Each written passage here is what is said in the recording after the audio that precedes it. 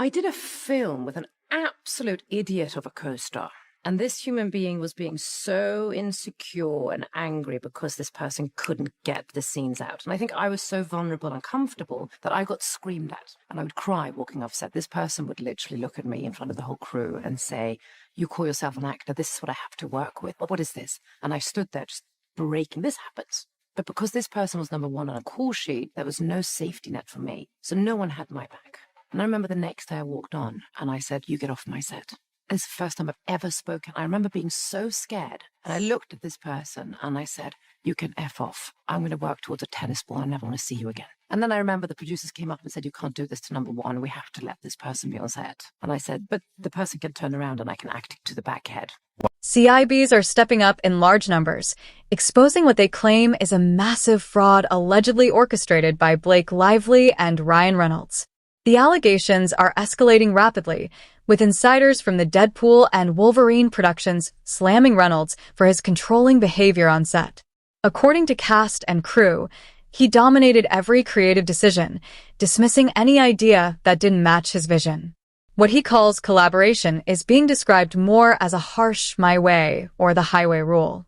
Fans are blasting him for what they see as egotistical, shameless conduct, betraying the collaborative spirit of Hollywood. Meanwhile, Blake Lively isn't exactly escaping criticism either. Receipts are resurfacing from as far back as 2018, when she supposedly earned an executive producer credit on The Husband's Secret, a move many say came out of nowhere. But that's just the beginning. Independent designers have spoken up, some going back to 2014, accusing her of lifting their designs and disappearing without giving credit. Their carefully curated power couple image is starting to fall apart fast. Let's be honest, if Netflix announced a true crime docuseries about these two, nobody would be surprised anymore. And this isn't even the juiciest part. Their long-standing feud with Justin Baldoni is just the warm-up. While Ryan and Blake have sold the world on their squeaky clean love story, insiders say reality looks a lot messier. Allegations of idea theft, broken promises, and manipulative strategies are surfacing, painting their relationship as more of a PR illusion than anything else. The image of a sweet wife and goofy husband is starting to crumble under pressure. Now, receipts are flooding in, from creatives, insiders, and even former friends, painting a far less flattering picture of the couple. So grab your snacks and silence your phone, because Hollywood's golden couple might actually be the industry's most petty and calculated scammers, and their carefully constructed mask is beginning to fall off. Blake Lively's questionable history stretches way back. Flashback to 2014, while many were still binge-watching Paw Patrol, Blake launched Preserve, a lifestyle site that was equal parts expensive and confusing.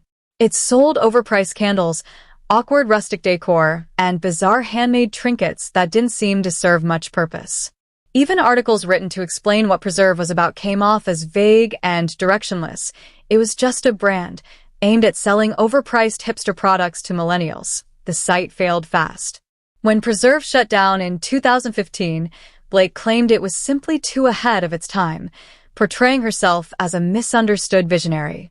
But the behind-the-scenes chatter tells a different tale. Allegedly, she placed sample orders under fake names from small creators, copied their work, and then vanished without a trace. No credit, no follow-up. The timeline checks out. The site launched in July 2014, and by October 2015, it was dead. Blake even admitted to Vogue that they launched too early and never achieved their intended mission. She openly confessed that Preserve didn't make any meaningful impact, neither on a deep level nor a shallow one. And if you thought her habit of quietly lifting ideas ended with Etsy shops, think again. This next chapter involves scripts. Back in 2017, Blake was set to star in CBS Films' The Husband's Secret, and that's when drama started bubbling. An indie writer came forward claiming her script had been floating around Hollywood years earlier, only to be suspiciously reimagined into the exact film Blake was now leading. Mainstream entertainment media, Deadline, Variety, and The Hollywood Reporter never covered the story, and given how rare it was to challenge A-listers at the time, it makes sense it never gained traction. But here's the twist. An old interview resurfaced where Blake herself boasts about taking over projects from producers and directors like it's some kind of power flex. To back that up, a little digging confirms she wasn't just acting in The Husband's Secret. She also somehow secured an executive producer title. In Hollywood, this title often doesn't mean real work. It's more about flexing influence and status. Even if hard proof is scarce, the pattern is all too familiar. Blake has a long-standing reputation for benefiting from others' work without giving back, and this has only strengthened public suspicion. You don't have to look far. The Gossip Girl set is another example where her off-screen behavior caused behind-the-scenes damage while others took the fall. Take her treatment of co-star Penn Badgley, for example. From day one, Blake was reportedly bad-mouthing him behind the scenes, convincing others to freeze him out. Not because he did anything wrong, but because she didn't like him. It took weeks for the rest of the cast to realize Penn was actually a decent guy, but by then the damage had been done. Ironically, Blake and Penn dated for 3 years afterward. And as soon as she was done with him, she moved on to Ryan Reynolds like it was nothing. Things only got messier from there. After Blake married Ryan and began earning favor with top producers, Penn's career reportedly stalled. Was that just a coincidence? Many in the industry suspect otherwise, suggesting he may have been quietly blacklisted for falling out of Blake's good graces, and if that sounds familiar, that's because something similar allegedly happened with Justin Baldoni and the It Ends With Us cast. When Justin leaked heated messages from Blake, fans speculated she caught feelings for him, and when he didn't return that vibe, she supposedly retaliated like a jilted ex. Since then, Blake's co-stars on the project, including Brandon Sklenar and even author Colleen Hoover, have been keeping their distance. Now, let's talk about another Gossip Girl cast member, Leighton Meester. On screen, Blake and Leighton acted like best friends, but off-screen their relationship was reportedly tense and cold, a total contrast to their characters. There was an article recently saying that Leighton and I were frenemies. And it's frenemies. Is that frenemies? Yeah, we're friends, but we're also enemies. And it's they see our characters on the show, and they want that to be true in a sense. I think they want everybody's characters in real life to emulate that. And it's really strange because they always want to pit women against each other. You don't hear about like Penn and Chase hating each other and being jealous and competitive. So it's very silly. But we all do get along very. One thing about Blake, she knows exactly when to play the gender card if it suits her narrative. According to executive producer Joshua Safran, while Blake and Leighton were technically friends during Gossip Girl, the reality was far from warm. In Hollywood terms, that usually means there was serious tension behind the scenes. If you've ever watched their press interviews, the discomfort is hard to miss. The awkward energy was practically jumping off the screen. Sense when you're watching a show that there's not an obvious choice between good and evil. So she would seem like the obvious choice, but she's also got, flaws as well. But I think I'm just brunette because of the books. And everyone knows blondes are nicer anyway.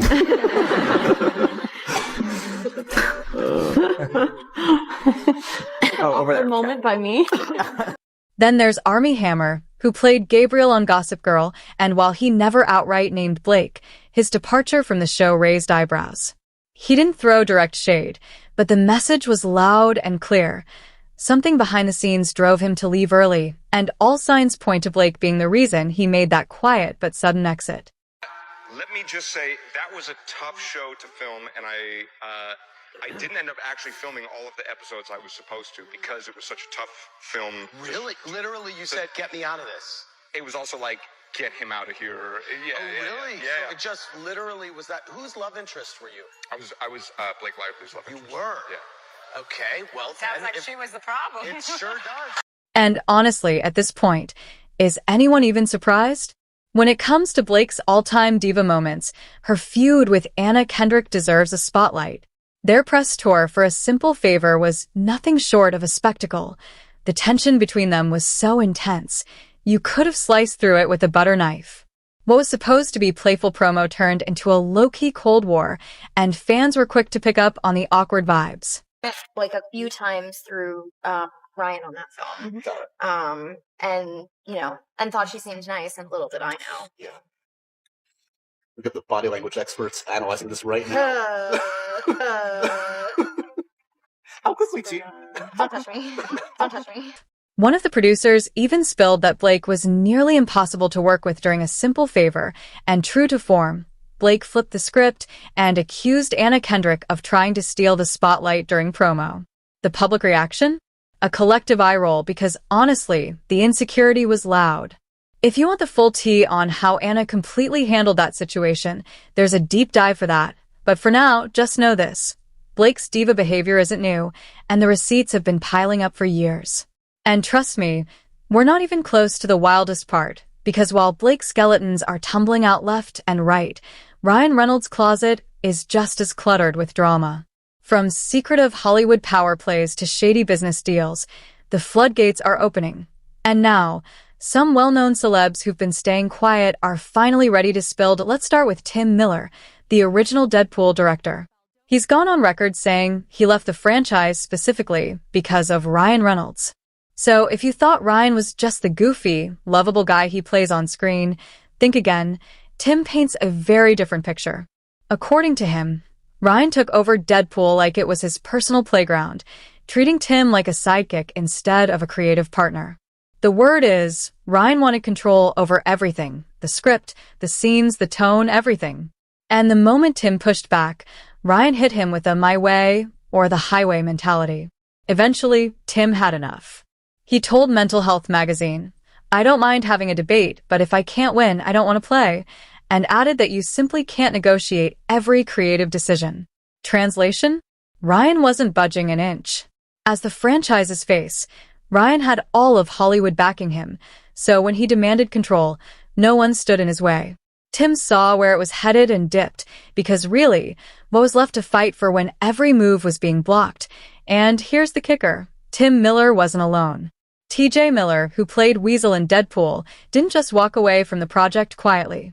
No, he made it very clear exactly why he was done working with Ryan Reynolds. Everybody was like, why is Ryan doing this? And the other weird thing is like, maybe he got, I think he's kind of an insecure dude. He's really nice, but I mean, his Twitter bio is showing you the parts of me that tested the best in focus groups. Mm-hmm. And I'm not sure that he's joking. I think after he got super, super famous from the first Deadpool, then things kind of changed. I think he was like, see, you guys see. And then I think I don't know. I mean, would I work with him again? No. No, I would not work with him that again. much. If you know anything about TJ Miller, you know the man isn't exactly shy. Unlike Tim Miller, who exited quietly, TJ came in loud with the receipts. According to him, he'd rather walk away from a massive paycheck than deal with Ryan Reynolds again. And yes, it's that deep. TJ says Ryan didn't just treat him badly on set. It was blatant disrespect, not playful jabs or inside jokes. There were no laughs, just open humiliation. And the wildest part? TJ claims he never even knew why Ryan had it out for him in the first place. He was just a side character, so what was the issue? After reflecting, TJ concluded it all came down to ego. Ryan needed everyone to remember who the main star was, and if that meant putting others down, so be it. And if you thought Ryan's behavior only rubbed his male co-stars the wrong way, think again. His on-screen love interest, Morena Baccarin, didn't get spared either. She played Vanessa in Deadpool, front and center in the first film, but by the sequel, she was barely visible. And no, that wasn't some random creative decision. The rumor mill strongly suggests Ryan had everything to do with it. Behind the scenes, their working relationship reportedly fell apart. After that, Morena wasn't just minimized in the story, she was fully iced out. The exact reason? Still unclear. Some say she pushed back on a joke that didn't sit right. Others claim she simply questioned her shrinking role. Whatever the case, one thing is obvious. Challenging Ryan on his turf means getting shut out. When Deadpool and Wolverine promos started popping up, Morena was nowhere to be seen. Even at the big premiere, she arrived alone while the rest of the cast was huddled around Ryan. That silence? Loud. Honestly, the whole situation has it ends with this energy all over again. When a power couple runs the room, You either go along or get pushed out. And Ryan's behind-the-scenes rep? It doesn't end with Deadpool. Reality stars have their own stories, too. The Jersey Shore crew appeared on Watch What Happens Live with Andy Cohen and got hit with the classic, rudest celeb you've ever met question. Most people dodge it, but not this crude. AT first, Sammy's sweetheart tried to play it cool. But Dina? She went full honest mode and dropped Ryan Reynolds' name, just like that. She tried to walk it back, saying, he wasn't great to us, but I still love Ryan and Blake. But let's be real, if she had to say that, the damage was already done. Sammy tried to smooth it over, suggesting maybe Ryan was just having a bad day. But clearly, that nice guy image Ryan has online doesn't hold up for everyone in real life. And it's not just veteran actors or reality stars. Even rising A-listers have shared horror stories, some so unsettling they won't even name names. Instead, they describe the behavior and let the public do the math. Case in point, Rebecca Ferguson. She once opened up about a nightmare co-star who made life on set unbearable. She didn't name them, but her description was brutal. This person couldn't get their lines right, then took their frustration out on her, screaming in front of the crew, calling her a terrible actor like it was casual talk. Rebecca admitted she left set in tears more than once, but she didn't just take it. One day, she snapped. She told the person to get off her set and said she'd rather act with a tennis ball than deal with their toxic attitude. Her response? Iconic. After that interview blew up, tons of actors, including Dwayne "The Rock" Johnson, showed public support. Even former co-stars reached out saying they always suspected something was off. Rebecca didn't name names, but made it clear it wasn't Tom Cruise or Hugh Jackman, leaving fans to speculate. And with Ryan Reynolds' track record, many people added his name to the suspect list. And let's be honest, he's lost more than just a few coworkers. Even his former Hollywood bros seem to be backing away. Remember when he and Jake Gyllenhaal were besties after Life? Red carpets, interviews, inside jokes, it was bromance goals. But now, radio silence. Knowing how private Jake is, the fact that he's actively keeping his distance says a lot. That awkward energy between them? Just the beginning. At this point, Ryan's entire Hollywood resume is filled with red flags. Directors, producers, insiders, they're all wary of working with him. And we already know why. Word is, Ryan has a reputation for steamrolling over creative input, turning every project into The Ryan Show, whether anyone asked for it or not. Even Quentin Tarantino couldn't hold back. He didn't name names directly, but when talking about forgettable Netflix movies, he made a not-so-subtle jab at Ryan. Tarantino said, I'm not picking on anybody, but apparently Ryan Reynolds has made $50 million for this movie and $50 million for that one. I don't even know what those movies are. I haven't seen them. Then he added that those projects don't exist in the cultural zeitgeist. They're just there. If Quentin is side-eyeing your entire filmography, yeah, that's not a good look. And it gets worse. Ryan apparently tried to reboot Home Alone. Yes, Home Alone, as a stoner comedy titled Stoned Alone. Unsurprisingly, Chris Columbus, the director of the original, wasn't having it. He called the idea flat-out disrespectful, an insult to the craft, and told Ryan to go rewatch the classic. Ouch. And fellow actors? They've thrown shade too. When someone compared Gerard Butler's Gamer to Ryan's Free Guy, Butler shot that down fast, saying, I don't watch Ryan Reynolds movies. Brutal. But Ryan's messiness didn't stop with coworkers. It crept into his personal life too. His ex-wife Scarlett Johansson lived through it. Their marriage conveniently crumbled just as Scarlett's career was exploding, landing Marvel roles left and right. While Scarlett's always been subtle, she once said, there's always a more successful person in a marriage, and hinted that Ryan didn't take being in second place very well. That insecurity. It tracks. If you haven't seen the full breakdown of their messy split, complete with jealousy, ego, and rumors of infidelity, it's out there. But by now, it's obvious. This insecurity isn't isolated. It's echoed by co-stars, exes, directors, you name it. At some point, you've got to ask, if everyone is saying the same thing, can they all be wrong? One thing's for sure, Blake and Ryan may look picture perfect on the outside, but behind the scenes, it's chaos. The cracks are showing The patterns are repeating, and Hollywood isn't turning a blind eye anymore. Thanks for watching, and I need to hear your thoughts on this. Drop a comment, tell me what you think, and don't forget to like, share, and subscribe because this tea, oh, it's far from over.